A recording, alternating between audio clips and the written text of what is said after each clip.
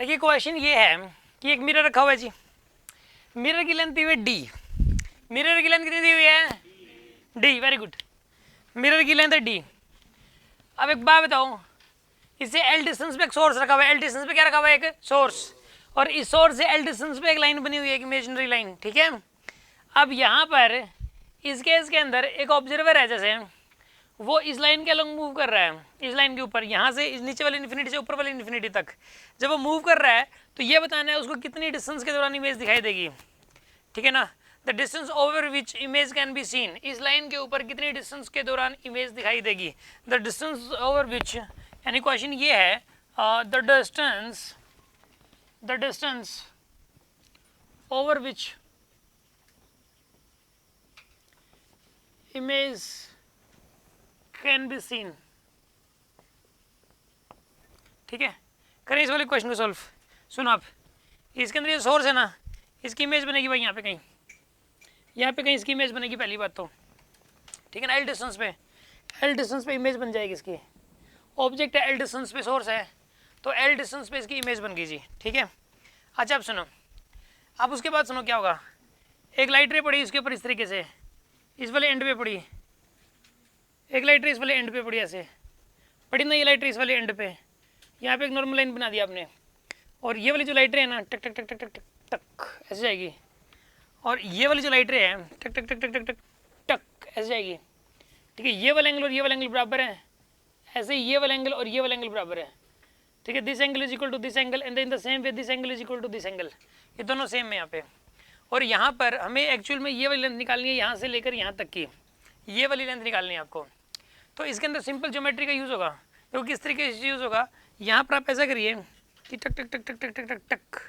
अब एक काम करो आप, इसके अंदर ये मिड से पास हो रही है लाइन, इस ये जो मिरर है इसके मिड से पास हो रही है लाइन बाई सिमेट्री, ये वाला एंगल थीटा मान लो आप, थीटा, ठीक है, थीटा एंगल मान लिया।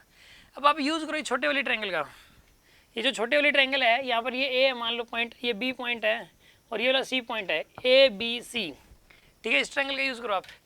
अगर इस ट्रायंगल का यूज़ करोगे तो टेंजेंट थीटा की वैल्यू बताइए कितनी आएगी, ट्रायंगल ए बी सी के अकॉर्डिंग बताइए, triangle A B C, tangent theta की वैल्यू बताओ कितनी आएगी यहाँ पे, टेंजेंट थीटा की वैल्यू आएगी, ये लेंथ है डी बाई 2 और ये लेंथ है एल, यानी कि डी बाई 2 अपॉन में एल, यानी कि डी बाई 2 एल, ये आ जाएगी टेंजेंट थीटा की वैल्यू।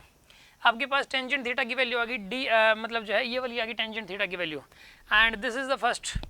अब टेंजेंट थीटा की वैल्यू दोबारा से निकालो आप, इसका यूज़ करके यहाँ से लेके यहाँ तक की लेंथ वाई मान लीजिए आप, यहाँ से लेके यहाँ तक की लेंथ आप मान लीजिए वाई, ठीक है ना।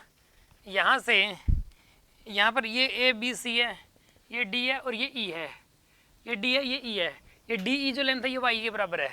अब एक काम करो आप, यहाँ पर टेंजेंट थीटा की वैल्यू फिर से लिखो आप, टेंजेंट थीटा की वैल्यू वाई अपॉन में ये लेंथ आ जाएगी 3l के बराबर, कितनी आएगी ये length 3l, Y upon 3l, ये सेकंड इक्वेशन बनेगी, Y upon 3l, tangent theta की वैल्यू आ जाएगी वाई अपॉन 3l। अब इसको और इसको इक्वेट कर दीजिए आप, y upon 3l is equals to D upon में 2l, तो y की वैल्यू कितनी आएगी यहाँ से बताइए, 3l बाई 2, 3d बाई 2 आएगी, 3d बाई 2 आएगी, 3d बाई 2, तो यहाँ से यहाँ तक आ गया 3d बाई 2, तो ये भी उतना ही होगा बाई सिमेट्री 3d बाई 2, तो टोटल कितना हो जाएगा 3d आंसर है इसका, आंसर आएगा 3d डिस्टेंस के दौरान उसको इमेज दिखाई देगी। इसमें यह भी कह देता ना कि पैच लेंथ बताओ, पैच लेंथ, तो वो भी 3d होती, क्यों, क्योंकि ना देखो लाइट रेज डायरेक्ट तो आ ही रही हैं, इसके ऊपर पड़ रही हैं, और जो इस मिरर से रिफ्लेक्ट हो जाएंगी ना वो यहाँ से लेके यहाँ तक इसके बीच में ही लाई करेंगी, तो ये पैच लेंथ भी है और इस डिस्टेंस के दौरान इसको इमेज दिखेगी भी सही। 3D आंसर है इसका, आंसर इज 3D। कितने स्टूडेंट्स को समझ आ गया, जिनको समझ आ गया गुड। इसने भी अभी जैसे कि ये इसको पहले तो माइक लो, माइक में बोलना क्वेश्चन।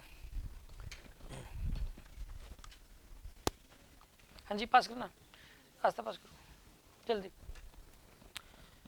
पैच लेंथ का फॉर्मूला फिक्स नहीं होता क्या, डी बाई 2? ना ऐसा कुछ भी नहीं है, पैच लेंथ का फॉर्मूला फिक्स होता है ऐसा कुछ भी नहीं है, डिपेंड करता हो तो बहुत सारे फैक्टर्स हैं। मिरर की लेंथ क्या है, ऑब्जेक्ट कहाँ रखा हुआ है, ऑब्जेक्ट और मिरर के बीच का गैप क्या है, ऑब्जेक्ट और वो जो स्क्रीन है उसके बीच का गैप क्या है, बहुत सारे फैक्टर हैं। अगर एक भी फैक्टर चेंज कर दोगे तो पैच लेंथ चेंज हो जाएगी। तो पैच लेंथ का कोई फॉर्मूला नहीं होता, इसको ज्योमेट्री से निकालना ही पड़ता है। बात समझ आ गई?